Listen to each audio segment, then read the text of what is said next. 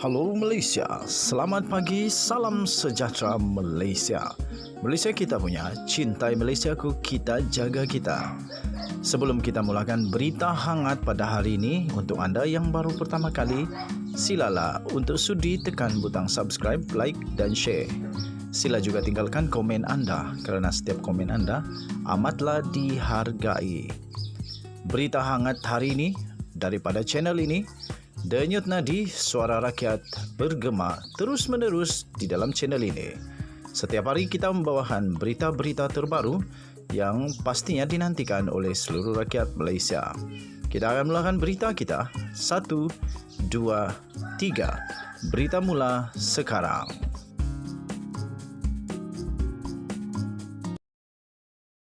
Salam sejahtera Malaysia, berita terkini dipetik daripada malaysiakini.com. Bertajuk KJ, kes Mahkamah Pemimpin UMNO tak akan digugur, imej mesti dipulihkan. 15 November 2022. Berita penuh.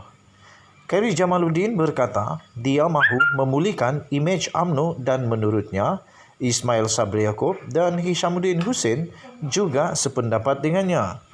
Ismail, Hisham dan saya sendiri agak tegas di mana kita mahu membawa UMNO untuk memastikan imej kita dipulihkan, katanya dalam satu temu bual dengan BFM. Menjawab soalan berhubung imej UMNO yang tercemar akibat daripada rasuah, Menteri Kesihatan sementara itu menegaskan kes mahkamah tidak akan digugurkan sekiranya BN kembali berkuasa. Katanya, adalah sangat penting bagi pemimpin UMNO seperti saya untuk menyatakan secara terbuka bahawa tidak akan ada campur tangan dalam proses kehakiman. Katanya lagi, kita tidak mahu dikenali sebagai satu lagi parti yang menggugurkan kes membabitkan pemimpin parti dan ini penting. Tambahnya, saya telah memberitahu Ismail Sabri bahawa ini mesti menjadi pendirian kita apabila kita kembali berkuasa. Sama seperti sebelum ini, apabila dia iaitu Ismail Sabri tidak campur tangan dalam proses kehakiman atau mempertimbangkan campur tangan sekalipun, tambahnya. Walaupun Khairi tidak menyebut parti lain yang dimaksudkannya, dia dipercayai merujuk kepada DAP dan kes Banglo terhadap pengerusi parti itu, Lim Guan Eng.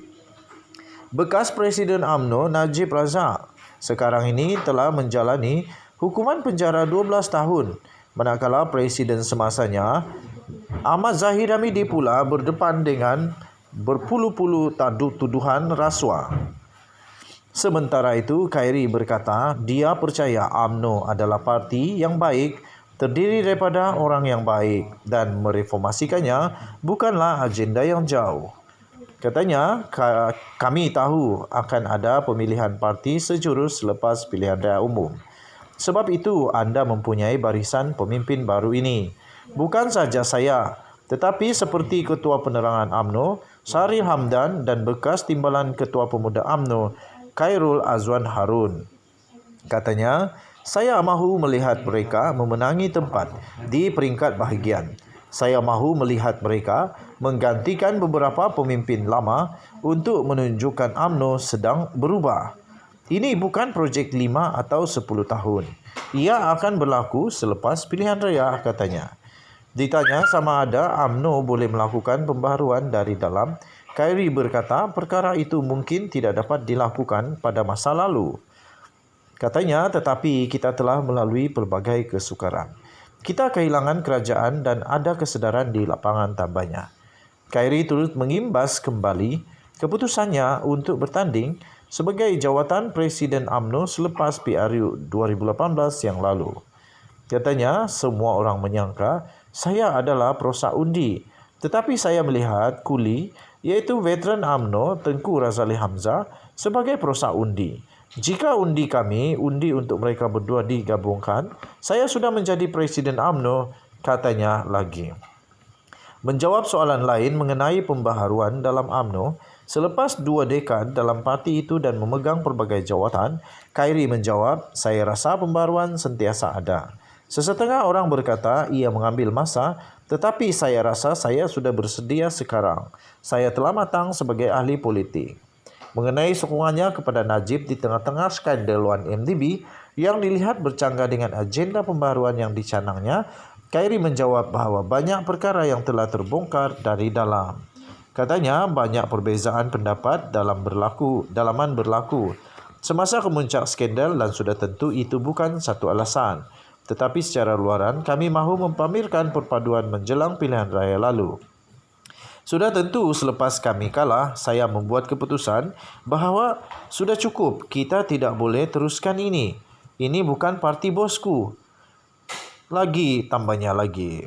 Khairi yang akan bertanding di Sungai Buloh pada PRU kali ini juga mengakui bahawa dia sepatutnya lebih lantang sebelum ini. Itu mungkin akan menjadi salah satu penyebab penyesalan terbesar saya dalam karier saya. Tetapi kita melakukan kesilapan dan kita mengakuinya dan mudah-mudahan kita boleh menebusnya, tambahnya lagi. Sekian berita, salam sejahtera Malaysia. Denyut nadi suara rakyat bergema di channel ini. Jangan lupa tekan butang subscribe, like dan share. Bye-bye. Salam sejahtera Malaysia, selamat malam tuan-tuan dan puan-puan yang dihormati sekalian. Maka sudah selesai penamaan calon pada hari ini. Ada beberapa rusuhan, bukan beberapa, satu saja rusuhan sebenarnya yang terjadi di Tenom yang berpunca daripada penolakan pencalonan Datuk Peter Anthony yang menyebabkan penyokong beliau marah betul. Okey, itu adalah berita yang baru diterima, ada rusuhan tapi semuanya dapat disettle dengan baik. Okey. So, yang terbaru ini yang pasti mengejutkan Zahid Hamidi. Zahid kena jawab ini dengan betul ya. PRU 15 wanita BN kecewa parti tidak tepati janji, kata Nuraini Ahmad. Nah, apa cerita dengan Zahid lagi ni? Aduh, Barisan Nasional terkejut lagi kali ini.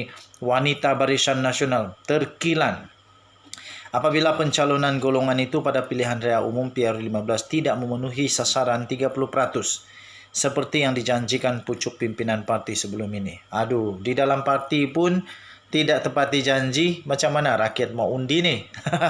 Macam mana rakyat mau undi kalau dalam parti sendiri pun, wanita Barisan Nasional sendiri pun terkilan dan kecewa dengan tidak tepati janji daripada Barisan Nasional ni.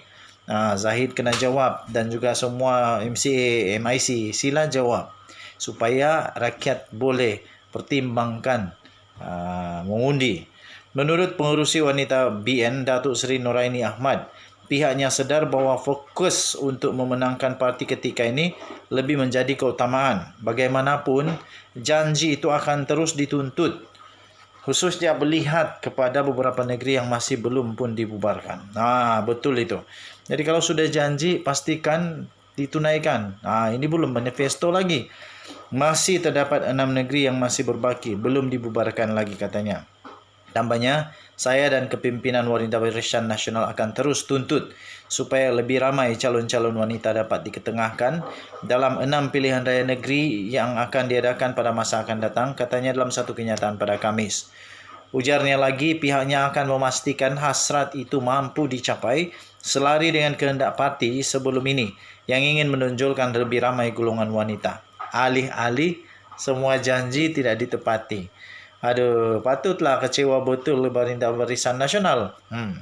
Ini pasti akan menjadi satu senjata yang akan dipakai oleh pembangkang ataupun lawan kepada Barisan Nasional. Mereka akan kata kalau dalam parti sendiri pun tidak dapat ditepati, apalagi dengan manifesto. Itu akan menjadi senjata nanti tu. Bahaya jugalah. Sebelum ini, majoriti pimpinan parti politik telah meletakkan komitmen untuk memberi laluan lebih ramai calon golongan wanita untuk berada di pentas PRU 15. Perkara itu sebelumnya turut juga disuarakan oleh penyandang Parlimen Kuala Kangsar, iaitu Datuk Mastura Muhammad Yazid yang tidak berpuas hati mengenai kuota calon daripada pergerakan wanita UMNO. Mastura antara beberapa nama dalam kabinet kerajaan yang telah digugurkan sebagai calon PRU 15 sejurus selepas pengumuman calon BN yang bakal bertanding pada PRU 15. Jadi nampaknya bukan saja tidak ditepati, tapi ada juga orang besar wanita dalam UMNO BN yang turut digugurkan.